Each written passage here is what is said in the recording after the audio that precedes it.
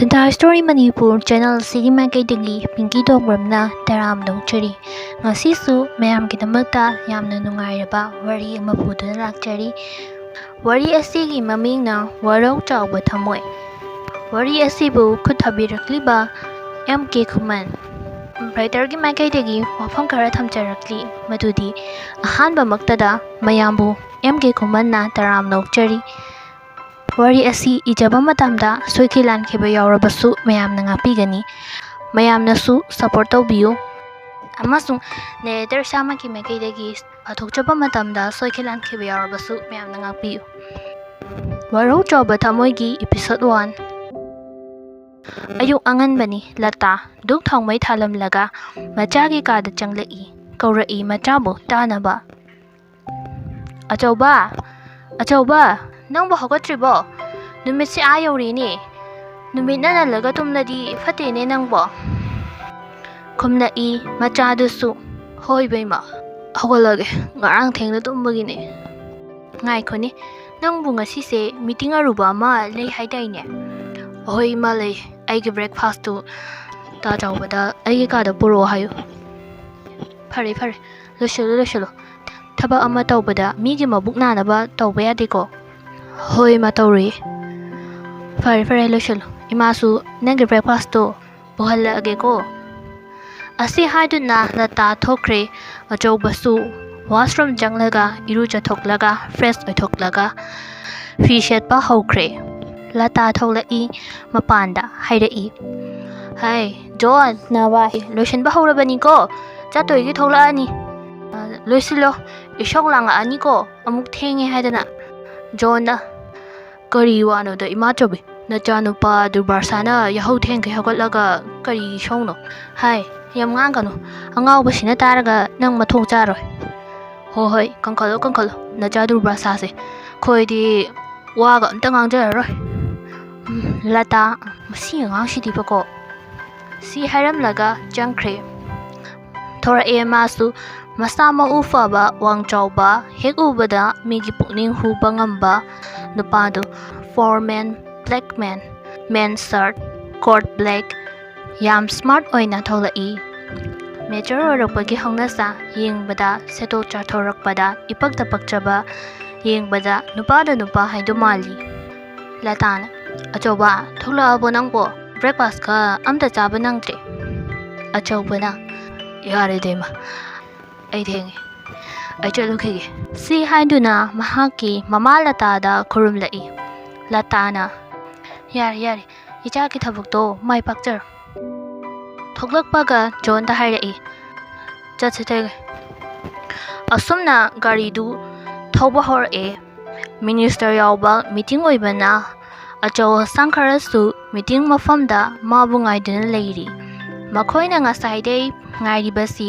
business ki maramda henbinaba lamba leitraba kanasu namthaba ngamtraba pibarel mayamnasu piba hairaga khangnaba mahapuni ngairi basi pibasu meeting mafamduda gari du thojlai aduga meeting mafamda changlai mahak changlapa ubada minister na welcome pibarel nang bulakpa ngasai ngairi bani pibarel thawasa dana changlaaga hangdiba jarduda famdai Pibaril na sawyade khara thengkre ado sir minister na aibu ko bibabu kari wathana sige minister na thoidokpa aruwadi oide aige nakta phamli se Boris kawe business ta masu nong khong thangchiliba misakni nangga khangna hanba pami Boris na hello Pibaril na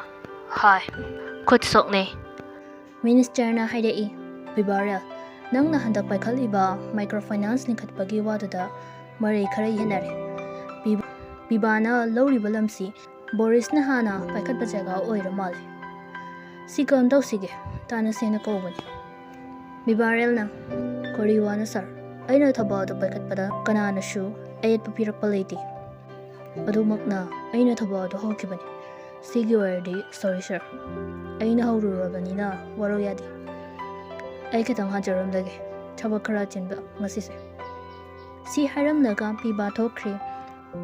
Borisna, sir, khara kengbane. Fare, mana ngame mana laurosana. Aina ngame, aina laurage. Fare sir, aisu chaloge. Minister na, fare, ngasigidi halo, hayeng kona khanarasi. Yeng ba haiduni. Bibare na, John, dukana ngayon kam. Ay singam talaroke. John na, hoy. Bibare dukan da chang da i. Maning de yeng naga John da hai i.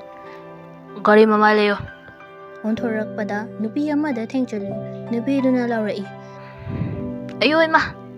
Nupi du fat yeng khala i. Nupa du su fat yeng khala i. Nupi du ga fat yeng ne. Nupi du munne yeng la su. Nupa du na marks amadi spek upana masakang lamde. Jere i.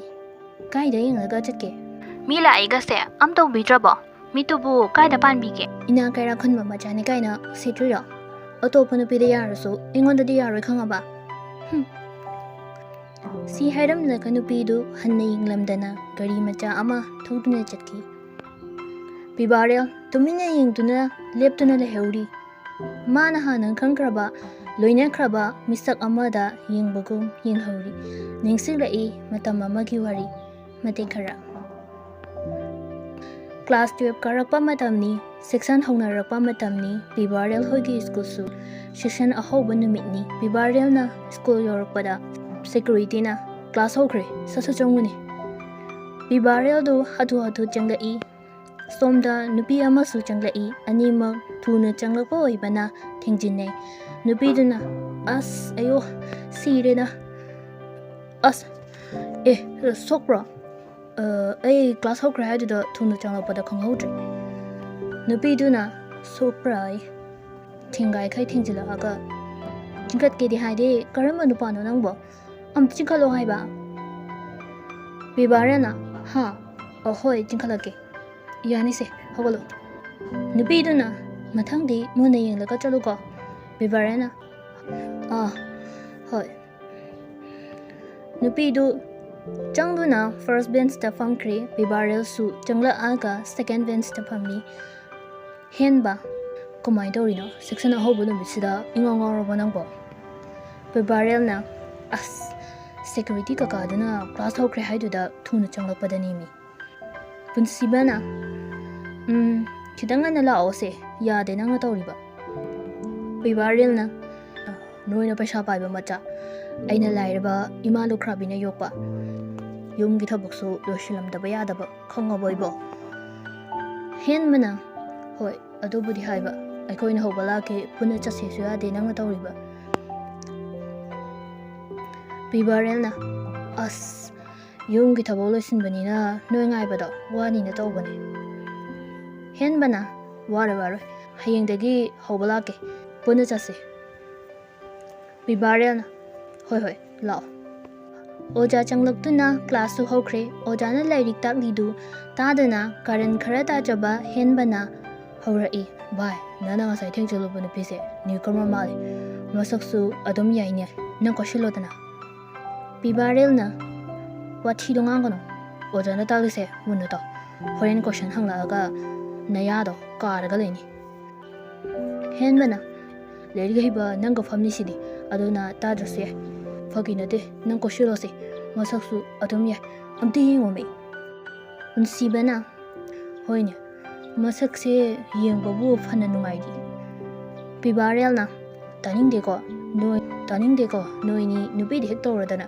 aduna ni fangdri do henbana yare bo ako hero di sakyam phajabani na ha nubi ga se yengu yadri hayeng nang na henjelak toi di khangdri Bibarel na henjaroi noi da na yeng pinu unsibana fagina timi amtari yengu ke dorage Bibarel do mamanaba ani duna haiman vaduda first bench ta family bi duda haifeding la i ure pitak masamna bindi tangkai londona aron ba bindi du mangda thadaraga ojana takpa parabu tari bidu Jumi mamanaba ani na haribadu nubi asi yengbada piktak tawna onthokna su haine semlakre masakse asoiba amata yauda ꯄꯤꯛꯇꯛ ꯇꯧꯕ ꯈꯖꯥꯏ ꯂꯥꯏꯕꯛꯇꯁꯨ ꯁꯥꯏ ꯈꯔ ꯊꯥꯗꯔꯤ ꯌꯦꯡꯕꯗꯨ ꯑꯉꯥꯡ ꯃꯆꯥ ꯃꯥꯟꯖꯔꯁꯨ ꯌꯦꯡꯕꯗꯗꯤ ꯑꯗꯨꯛꯀꯤ ꯃꯇꯤꯛ ꯅꯨꯡꯁꯤꯕ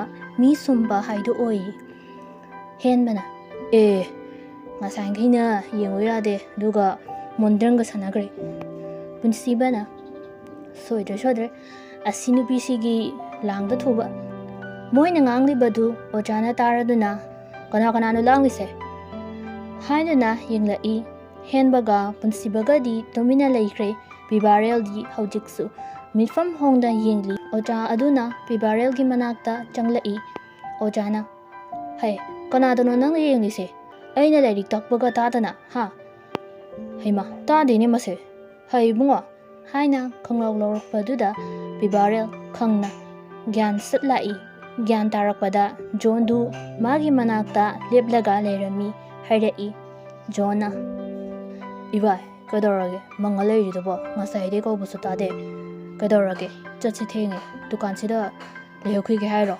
ꯄꯤꯕꯥꯔꯦꯜꯅ ꯆꯠꯁꯤ ꯑꯩ ꯚꯥꯞ ꯑꯃ ꯇꯧꯔꯦ